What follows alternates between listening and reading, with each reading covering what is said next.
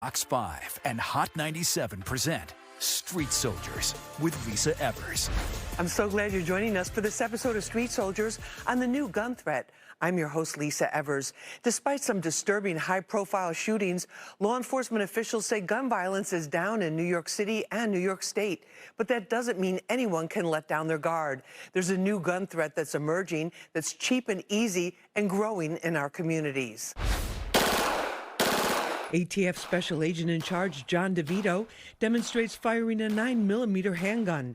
He says conversion devices that cost under $10 and bought online can transform an already dangerous semi-automatic into a machine gun that sounds like this. Commonly see these as offered for sale as vehicle parts, other gun parts. In fact, this is a machine gun per federal law. DeVito has devoted his career to coordinating law enforcement efforts to stop gun trafficking and created a multi-agency task force so that armed criminals who increasingly cross city and state lines can be stopped before they injure or kill anyone again. That means tracking the guns and bullets. It's a task more challenging with the increasing use of ghost guns that do not have serial numbers. We addressed this when we first observed this threat emerging within the criminal element. So what we did is we put investigative steps in place so that we could be better adaptive to address these new issues.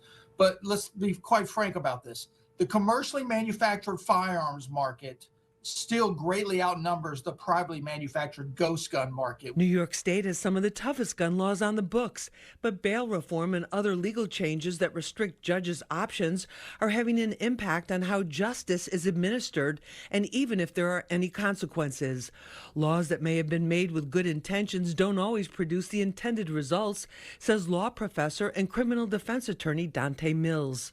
I don't think they are effective. I think when you have very strict laws with no give one way or the other, I don't think you can be effective. It has to be pinpointed.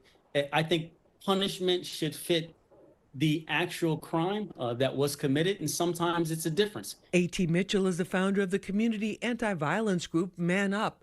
He's also the New York City gun czar. He says there's no question there are fewer shootings and murders than in the past in New York City, but that doesn't minimize other disturbing trends. The shooters are younger and can more easily get their hands on guns. We have to begin to address and attack and go in to reach the youngest of our population. I'm talking about as early as elementary school. Let's get into this with our panel. Joining me is A.T. Mitchell. He is the New York City gun czar and founder of Man Up. Also joining me is John DeVito. He's the special agent in charge of the ATF in New York. And also with us is Dante Mills. He's a criminal defense attorney and law professor. Guys, thank you so much for being with us. We really appreciate it. Likewise, thank you for having me, Lisa. Thank you, Lisa. Thank you.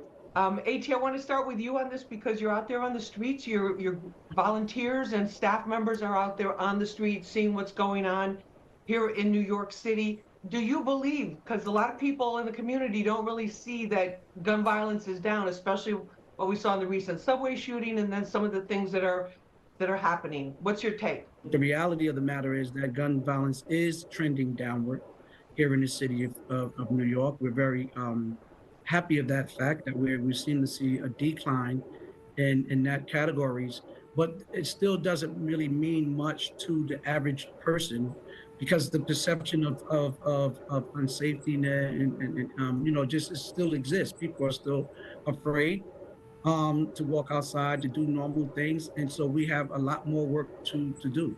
So actually, we're hoping that we are continuing in the right direction and we get the chance to remove a lot of the perception and hopefully it'll mirror the reality of the matter. John DeVito, you say that there is this new threat out there with these homemade guns, with these 3D guns, and with these adapters. How real is that? How real a threat is that? Well, let's go back to what you were talking about with the stats earlier. Yes, crime stats are down probably across the entire state. But we in law enforcement, me especially, I don't really worry about stats because at the end of the day, any shooting above 0 is one too many. And for any family that's being terrorized and dealing with that trauma is one too many for law enforcement to consider it a successful day. Now with the prevalence of ghost guns hitting the streets in a more, as an emerging trend with the criminal element. It's another task that we have to lump on law enforcement to be able to deal with. People have been making guns in this country since we were a country. But what you're seeing is this explosion of the criminal element exploiting this loophole to create these dangerous weapon systems in the privacy of their own home, thus negating some of the critical tools that law enforcement utilizes to fight the firearms trafficking and ultimately the shootings that are terrorizing these communities. And so it is something that we have to stay on top of. We're doing everything in our power to be better at it than we have in the past. But at the end of the day, any one shooting is one too many. And that's how law enforcement has to continue to look at it. So I can care less if stats are going up or down. I'm looking at it as we have to make sure that we're doing our job better than we did it the day before. Dante Mills, you represent, you're a criminal defense attorney and also a law professor. We keep hearing, we've been hearing for years that New York City and New York State have the toughest gun laws in the country. But is that still the case with the changes in the laws through bail and through the raise the age? No, it's not the case. And at least I'm big on controlling the narrative. I do want to acknowledge what John and AT said about the statistics not necessarily always being a reality, but I do think that we have to celebrate wins when we get them. And gun violence is down. And I think that people should be aware of that. They should appreciate that. They should feel a little bit safer. I know any one shooting should not happen, but we also don't want to walk around constantly in fear as if it's a war zone, because it's not. And I think things are working and we want to continue to move in the right direction. If people see that things are working, they'll push harder. So I just don't want people to feel like I'm trying, I'm beating the streets, I'm doing what I can, and nothing is getting better, because it is. There are some things that are coming up, though, that makes the situation, a little tougher. Like John was talking about, when they're on the field, there are this introduction of ghost guns that's becoming a little more prevalent. All that really means is it's untraceable. People are using parts that they either get online, or nowadays you can 3D some parts, so with a 3D printer, and put some guns together. But I think what the laws are trying to do is already they're making it easier for people to get guns. They're making the laws across the country consistent with each other, where from state to state, you can't have separate mandates. Yes, before, New York was one of the toughest places to get a gun, but now that's relaxed because federally you have to regulate the sale of guns the same way. So it's easier for people to get guns. We have to make sure that when guns are in people's hands, they're not using them, right? When people carry guns, it escalates the situation and generally makes it worse. So there are guns coming in and guns being created, but we also want to acknowledge that gun violence is down, and we want to encourage people to not feel like they have to bring their guns into every situation or anything like that, because I think the streets are a little bit safer now. We're just getting started. Stay with us. I am a childhood survivor of gun violence. I lost my mother to an individual with a gun, and I myself was shot multiple times. John, in terms of the gun trafficking, when we spoke with you during one of the Fox 5 stories that we did recently with you, you said that the way that people think of guns coming up in cars on the iron pipeline of I-95 is somewhat of an outdated or outmoded concept. Why do you say that? Well, I just don't believe it's a very accurate analysis of the firearms trafficking that's taking place here within our country. Everyone wants to talk about this iron pipeline, which was a narrative that was created many years ago. But the reality of what's actually occurring on a day-to-day basis is far worse. And what it is an unknown number of garden hoses that are all on a slow trickle, and it's 3 or 4 guns here, 5 guns the next day. And now added in conjunction with this plastic pipeline where people are manufacturing these weapon systems in the comfort of their own home with that anonymity attached to it. And as Dante said earlier, the tracing process is one of the most critical parts of our investigative strategy to deter firearms trafficking and ultimately the guns that the crimes that they're being utilized in. But law enforcement is working diligently and forming collaborative partnerships to better identify these gaps in our game plan per se, and figure out ways to achieve success to deal with all the firearms that we are encountering on a daily basis. I mean, you got to think about the reality of what we're dealing with in America. 500 million plus guns already in open circulation, another 18 million added to our economy every single year. If and when one of those firearms ends up in the hands of a criminal is a very difficult task to prevent So we in law enforcement must make sure to all of our partnerships, all of our tools are optimized to the nth degree so that we can be effective with our minimal resources to address these issues. So we're constantly evaluating these processes on a daily basis to ensure what do we replicate and what do we start over with. If you're paying attention to the ups and downs of crime statistics, I don't know if you can really hone in on what's happening, real time. It is a safer environment, but I also believe that there's not going to be any situation where you can just eradicate crime, where you can eradicate shootings, where you can eradicate gun use. That's going to happen in our society. We have a society where guns are prevalent. We always have been, right? The right to bear arms is in our Constitution. So I don't think you can remove that completely, but you want to create a scenario where people feel like they can walk around outside, feel like they don't have to add guns to the scenario, and feel like if someone does something, they will be penalized for it. And I think that's where law enforcement is targeting, and I think it's working. It is a little bit harder with these ghost guns that you can't trace. See, before, if somebody wanted to get a gun and they couldn't get it legally, they would say pay somebody to go into a gun store and buy it for them. And you could track that and take it back to the person who made that purchase and punish them. But with ghost guns, with people ordering from the internet, with you being able to create guns, there's no way to track that. So, for instance, you talk about the traceability of firearms. Do you know prior to 2019, we weren't tracing our crime guns here in New York City? The process was about 6,000 guns behind. It was a 6 to 9 month long process. How relevant was that information until someone took a look at that intelligence gap and said, we need to fix this immediately? So this is what I mean by law enforcement must take a hard look at what processes that we're deploying to keep the city safer. I think if those processes are not optimized, then we're not doing the best job we possibly can. And John, I want to get into some of the work that you did to try to and also talking about the mobility of the guns and the people that are using them and where they're going. But AT, I want to ask you about this because Brooklyn, you started out in Brooklyn, and we've had cases where we've had teens, 15, 16, 17, with a couple of open gun cases out on the streets because under 18, they can't really get arrested for that. What about the fear factor? What are you hearing from the community? I think the key factor of what should be always mentioned in these conversations is the community, right? When we are looking at how and why, we're trending in this direction, oftentimes much credit is due and given to law enforcement, but the community is exempt. The mindset of the people in the community has changed, right? And that's what's making people not want to turn to use of guns. It's not like guns are not accessible, as being mentioned, because there's plenty of guns that, unfortunately, they can access, right? But the mindset, the mentality, the behavior change, that's a lot due to the community and how well they have now taken an important role in it. The work that we are seeing that's being done all across the city through the crisis management system here in New York and across the country, a lot of community violence intervention organizations are now getting involved, where you have people from the neighborhood who are taking a frontline approach to preventing gun violence from it ever happening. Dante, in terms of the culture effect, a young kid, especially a young boy in an under-resourced community, is going to be more dependent on the media, on the social media, on the what they see on the streets, the street culture. What can we do to kind of balance out that missing piece there?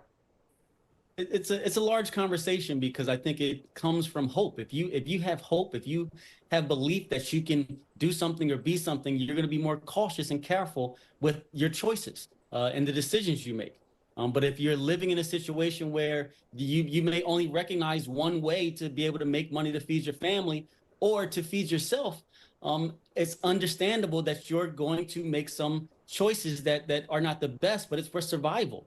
So it's a much larger conversation where we have to be able to help those who need assistance so they don't feel like they have to resort to violence or other extreme measures to make their situation better or to survive. What about in terms of that integration with the community and tracing these guns and following up on that? Well, of course, we know emphatically that violent gun crime is migratory and it crosses jurisdictions as The criminal element finds new places to lay their head and other places to do their heinous crimes. So we're so used to that. But until you have a collaborative intel process that's collecting all this data on the shootings, the crime gun recoveries, where these guns are originating from, you can't see that picture. And that's one of the proudest moments of my career, is in the partnership with NYPD and the community, establishing this first ever, crime gun intelligence process. And here in the city, where we do trace every crime gun in a timely manner, we do track all the shootings and figure out which shootings are related to one another,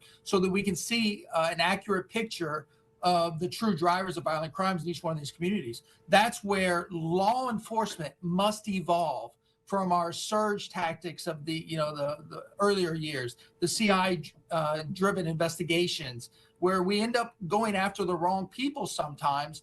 And what it does is actually does more damage within that community than our goal was. What I like about what I hear him saying is that we know that the relationship between police and community to date right now has unfortunately not been good. And no matter how many times we all both work on both ends to try to bridge the gap, something happens when it's viral and people are witnessing some sort of violation against civil liberties or against law enforcement or any which way it goes. It just blows up the entire bridge, and we find ourselves right back to zero.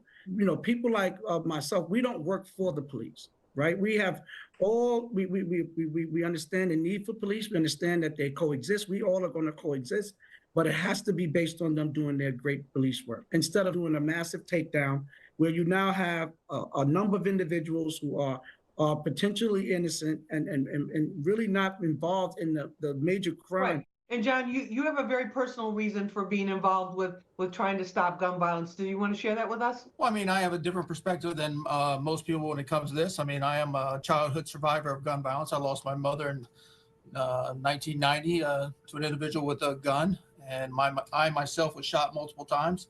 My mother did not survive. I was fortunate too. So sorry. And so that is, that's what's driven me for so many years, and given me the confidence to kind of call out law enforcement on what we need to do better, because every single day I look at my job as a failure, because I wasn't able to protect my mother back when I was 15 years of age. And to this day, I come to work and I see these communities that are just impacted by violent gun crime. And I see very little being done to evolve the processes that we deploy every single day. And we have to evolve. Dante, any gun violence disturbs me and breaks my heart. But when I see these kids, you see the 13 years old, 14 years old, 15 years old victims and the shooters. It's like are there enough penalties for the adults who are putting the guns in, if that's the case, putting the guns in that underage child's hands? Well, finding that person who put that gun there is a difficult task, but larger picture, understanding why they believe that's their only option, I think that's a bigger problem. If they have somewhere to go, I wrote a piece that called "If the Rec Wasn't Open," and it was one day when I was in Philadelphia growing up, and our recreation center had leaks in the ceiling, right? So when it rained, we couldn't go there. It didn't happen to rain that day, and a couple people I grew up with, they went and did something that was illegal and got caught and was in a juvenile detention center. I was in the recreation center that day. If it was closed, I would have been with them. Not because I'm a bad kid, but those are my friends I grew up with, right? So giving alternatives and options to kids, it takes away the shooter and makes less victims, because now they're preoccupied with things that are beneficial for them. John, what do you think could be done, actually? You've heard it here today. It's this partnership between the community that is so integral for our overall success, and to help these children know that there's a future out there for them. And law enforcement is not the enemy, but here to work with the community to make it safer for those children. A.T. Mitchell, what's your take on one thing that we could really do immediately? I often say that there's more of us than it is anybody that intends to do something bad. As long as we can align ourselves and join forces, we can get to the bad things that happen in our community before it even happens. And I also would add that if we commit to investing more and making sure that the resources are made available from community-driven sort of solutions that are out here right now, it can make a huge difference by putting community at the centerpiece of everything that we plan to do. Thanks for joining us for this episode of Street Soldiers on the new gun threat. You can share it and watch it again on our Fox 5 NY YouTube page. Remember, use your mind as your best weapon. I'm Lisa Evers. Let's push for peace, love, and justice for all.